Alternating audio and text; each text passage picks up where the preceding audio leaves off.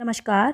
आज हम कक्षा 12 की पुस्तक आरोह की कविता लक्ष्मण मूर्छा और राम का विलाप की व्याख्या करेंगे, जिसके कवि गोस्वामी तुलसीदास जी हैं। प्रस्तुत पाठ रामचरितमानस के लंका कांड से लिया गया है। इसमें शक्ति बाण लगने का प्रसंग कवि की मार्मिक स्थलों की पहचान का एक श्रेष्ठ नमूना है। भाई के शोक में विगलित राम का विलाप धीरे धीरे प्रलाप में बदल जाता है, जिसमें लक्ष्मण के प्रति राम के अंतर में छिपे प्रेम के कई कोण सहसा अनावृत हो जाते हैं। यह प्रसंग ईश्वरीय राम का पूरी तरह से मानवीयकरण कर देता है, जिससे पाठक का काव्य मर्म से सीधे जुड़ाव हो जाता है और वह भक्त तुलसी के भीतर से कवि तुलसी के उभर आने और पूरे प्रसंग पर उसके छा जाने की अनुभूति करता है। इस घने शोक परिवेश में हनुमान का संजीवनी लेकर आ जाना कवि को करुण रस के बीच वीर रस के उदय के रूप में दिखता है। यह उपमा अद्भुत है और काव्यगत करुण प्रसंग को जीवन के मंगल विकास की ओर ले जाती है। राम रावण युद्ध के समय लक्ष्मण मेघनाद की शक्ति से मूर्छित हो जाते हैं और वैद्य सुषेण उनकी मूर्छा टूटने का एक ही उपाय बताते हैं कि संजीवनी बूटी। तो हनुमान जी संजीवनी बूटी को लाने के लिए जाते हैं। हनुमान संजीवनी बूटी को ना पहचानने के कारण जब पर्वत को लेकर वापस आ रहे होते हैं तो किसी अनर्थ की आशंका से भरत उनको नीचे उतार लेता है, किंतु जब उसे वास्तविकता पता चलती है तो उन्हें शीघ्र भेजने की इच्छा से उन्हें बाण पर बिठाकर भेजना चाहता है। इस दोहे में हनुमान जी का भरत से मिलकर उनसे विदा लेकर वहां से निकलने का वर्णन किया गया है। तव प्रताप उर राखी प्रभु जहूं नाथ तुरंत, अस कहीं आए सुपाई पद बंदी चले हनुमंत। भरत बाहुबलशील गुण प्रभुपद प्रीति अपार, मन महु जात सराहत पुनि पुनि पवन कुमार। तब तुम्हारा या आपका प्रताप यश उर हृदय राखी रखकर जहू जाऊंगा नाथ स्वामी मालिक तुरंत शीघ्र।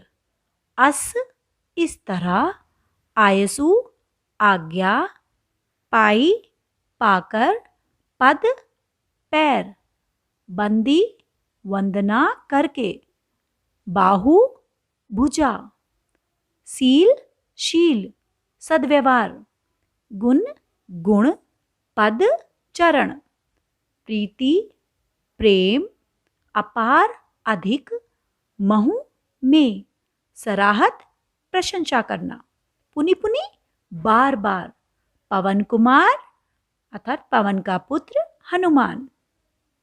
तुलसीदास जी कहते हैं कि हनुमान भरत से विदा लेते हुए बोले, हे नाथ हे प्रभु, आप बड़े प्रतापी हैं और यह बात मैं अपने मन में अपने हृदय में धारण करके तुरंत चला जाऊंगा। ऐसा करके भरत के चरणों की वंदना करके उनसे आज्ञा लेकर हनुमान लंका की ओर चल पड़े। वे भरत के बाहुबल, उनके सुकोमल व्यवहार, उनके विविध गुण और प्रभु राम के चरणों में उनका अपार प्रेम देखकर मन ही मन बार बार उनकी सराहना करते चले जाते थे कि वो मन ही मन भरत के मृदुल स्वभाव की, उनके गुणों की और राम के प्रति उनके अखंड प्रेम की प्रशंसा कर रहे थे। दोहा छंद है, भक्ति रस है, अनुप्रास अलंकार पाई पद बाहुबलशील प्रभु पद प्रीति अपार मन महु जात सराहत पुनि पुनि पवन कुमार, इनमें अनुप्रास अलंकार का प्रयोग है। पुनि पुनि में पुनरुक्ति प्रकाश अलंकार है। अवधी भाषा है। उहाँ राम लक्ष्मणी निहारी, बोले वचन मनुज अनुसारी। अर्धराति गई कपि नहीं आयो, राम उठाई अनुज उर लायो। सकौ न दुखित देखि मोहि काहू, बंधु सदा सब मृदुल सुभाऊ। मम हित लागी तजिहु पितु माता, सहिहु बिपिन हिम आतप बाता। उहाँ वहाँ, लक्ष्मणी लक्ष्मण, निहारी देखकर, मनुज मनुष्य, अनुसारी समान कि मनुष्य के समान, मनुज अंसारी मानवोचित। अर्ध आधी, कपि कपि बंदर को कहते हैं लेकिन यहाँ पर ये हनुमान जी के लिए प्रयोग किया गया है। आयहूँ आया, अनुज छोटा भाई। उर हृदय, लायहूँ लगाया। सकहूँ सकते, दुखित दुखी। मोहि मुझे, काऊ किसी प्रकार। बंधु भाई। तव तेरा, मृदुल कोमल। सुभाव स्वभाव। मम मेरे, हित कारण। लागी के लिए, तजेहूँ त्याग दिए। विपिन जंगल। हिम हिम का अर्थ बर्फ होता है लेकिन यहाँ ठंड के लिए प्रयोग किया गया है। आतप धूप गर्मी।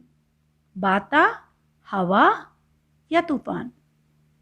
मेघनाद का शक्तिवान लगने से जब लक्ष्मण जी मूर्छित हो गए और हनुमान जी संजीवनी बूटी लाने के लिए चले गए, उनको आने में विलंब देखकर श्री राम मनुष्य के समान कि सामान्य मनुष्य के समान व्यवहार करने लगे। तुलसीदास जी कहते हैं कि उधर लंका में राम ने जब मूर्छित लक्ष्मण की ओर देखा तो वे अधीर होकर सामान्य मनुष्यों के समान शोक भरे वचन कहने लगे। बोले कि आधी रात बीत गई है, कि अर्धरात्रि हो गई है और हनुमान जी अभी तक नहीं आए।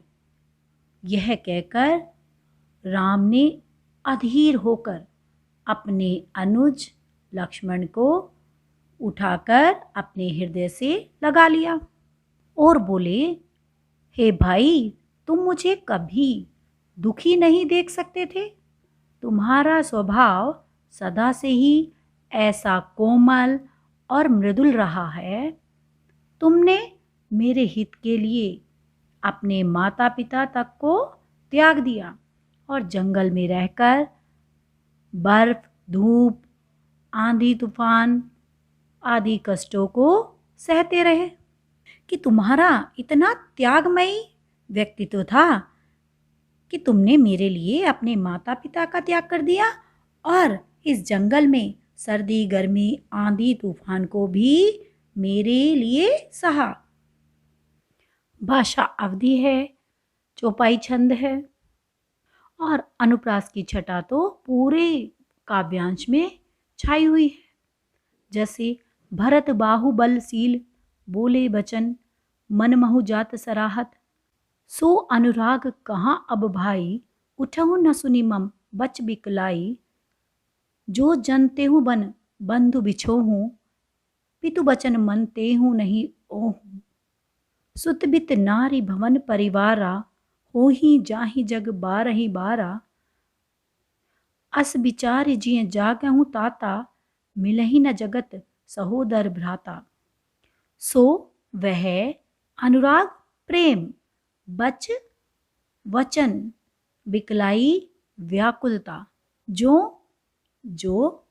जनते हूँ जानता, बिछे हूँ वियोग, मनते हूँ मानता, ओहु उस, सुत पुत्र, बित धन, नारी नारी, हो ही जाही हो जाते हैं, जग संसार, बारहिम्बारा बार बार, अस ऐसा, विचारी विचार करके, जियो दिल में, जागहूँ जागो, ताता भाई, सहोदर सगा, भ्राता भाई।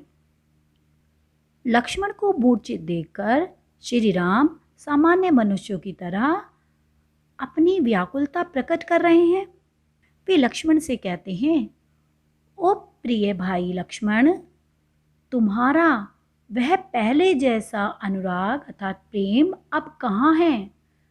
तुम मेरे व्याकुलतापूर्ण वचन सुनकर उठते क्यों नहीं हो?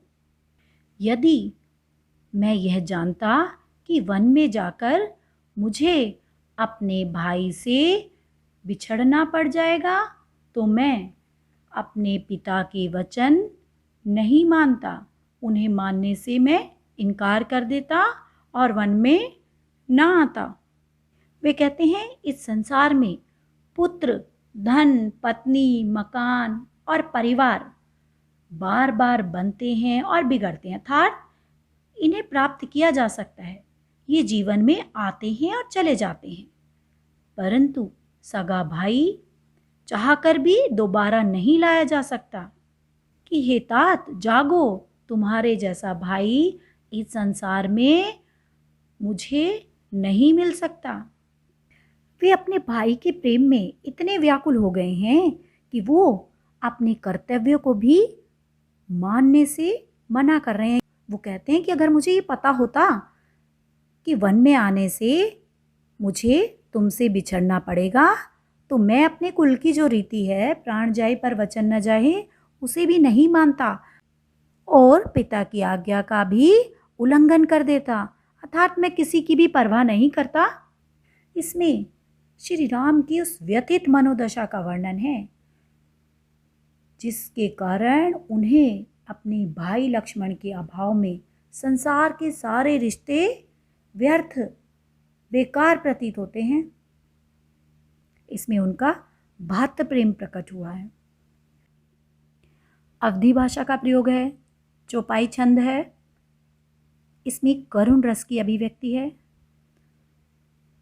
बच बिकलाई जो जनते हूँ बन बंधु बिछो हूँ, सुतबित 12 इनमें अनुप्रास अलंकार है। जथा पंख बिनु खग अति दीना, मनि बिनु फनी करी बर करहीना, असमम जीवन बंधु बिनु तोही, जो जड़ देव जिहावहि मोही, जेहू अवध कमन महु लाई, नारी हेतु प्रिय भाई गवाई, बरु अपजस सहतेहु जग माही, नारी हानि विशेष क्षति नाही। जथा जिस प्रकार, खग पक्षी, बिनु बिना, दीना दुखी, दरिद्र बेचारा, मणि मणि, फनी सांप, करिबर हाथी, कर सूंड, हीना से रहित, अस ऐसा, मम मेरा, बंधु भाई, तो ही तेरे, जो यदि, जड़ कठोर, देव भाग्य किस्मत, जियावे जीवित रखे, मोही मुझे, जेहूं जाऊंगा, अवध अयोध्या, कवन कौन, महुलाई मुंह लेकर, हेतु के लिए, बरु चाहे, अपजस कलंक या अपयश, सहतेऊ सहता रहूँगा, माही में विशेष विशेष खास, क्षति नुकसान हानि। तुलसीदास जी कह रहे हैं कि राम बहुत अधिक दुखी हैं और वो एक साधारण मनुष्य के समान वचन बोल रहे हैं। वे लक्ष्मण से कहते हैं, हे लक्ष्मण, हे मेरे भाई, जिस प्रकार पक्षी पंखों के बिना दीनहीन हो जाता है, जैसे सांप मणि के बिना और सूंड के बिना हाथी अत्यंत दीन हो जाते हैं, वैसे ही यदि दुर्भाग्य ने मुझे तुम्हारे बिना जीवित रखा तो तुम्हारे बिना मेरा जीवन ऐसा ही दीनहीन हो जाएगा। वे कहते हैं कि मैं अगर पत्नी के लिए अपने प्रिय भाई को खो दूंगा तो मैं अयोध्या में कौन सा मुंह लेकर जाऊंगा। लोग कहेंगे कि देखो, इसने अपनी पत्नी के लिए अपने सगे भाई अर्थात अपने प्रिय भाई को भी गंवा दिया। वे कहते हैं कि मैं स्त्री का, नारी को यानी अपनी पत्नी को खोने का अपयश तो फिर भी सह लूंगा, कि लोग यही कहेंगे कि इस कायर की पत्नी को रावण छीन कर ले गया था और मुझ पर कायर होने का अपयश लगेगा तो मैं उसे भी सहन कर लूंगा, क्योंकि इस परिस्थिति में पत्नी की हानि उतनी बड़ी बात नहीं है, उतनी बड़ी हानि नहीं है जितनी बड़ी हानि भाई को खोना है। वे भाई की तुलना में नारी की क्षति को विशेष नहीं मानते। वास्तव में यह उनके दुखी हृदय की चीत्कार है कि वो भाई के प्रेम में, उसके शोक में, उसके विरह में इतने व्याकुल हैं, तो ये उनके दुखी मन का चीत्कार है।